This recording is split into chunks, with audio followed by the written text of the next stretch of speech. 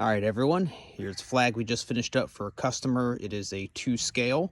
It is 5 foot long, about 2.5 feet wide. Forgive the stupid dog in the background that won't shut up.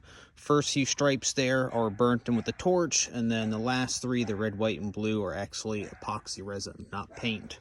And we got, let's see, 50 223 rounds put in there. Got a couple little grooves that we ground out just to give it a little bit of depth, make it look like the wind's hitting a little bit. If you like what you see, let us know in the comments.